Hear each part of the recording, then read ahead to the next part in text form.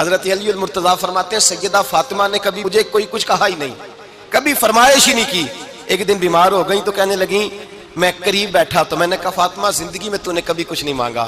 اور عزت والے باپ کی عزت والی بیٹی، میرا دل کرتا ہے کوئی فرمائش تو کر دو۔ تو حضرت فاطمہ کہنے لگی علی اگر ایک انار مل جائے نا، اگر ایک،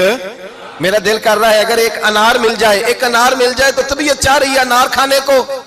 مولا علی شیر خدا فرماتے میں گیا، ایک انار خریدا بازار سے، 1 دینار تھا میری جیب میں، انار خرید کے جب واپس پلٹا نا تو کہتے ہیں ایک بوڑھا شخص، ہونٹوں پہ کمزوری، آپ فرماتے ہیں میرے باپ دادا کی عمر کا، لڑکھڑاتے اس کے ہاتھ اور کہنے لگا علی میں بھوکا ہوں کئی دنوں کا۔ حضرت علی فرماتے ہیں میرے پاس وہ 1 ہی دینار تھا جس کا انار آ گیا۔ کہتے ہیں میں نے اسی وقت وہ انار نکالا، اس شخص کے ہاتھ میں رکھا، بوجھل قدموں سے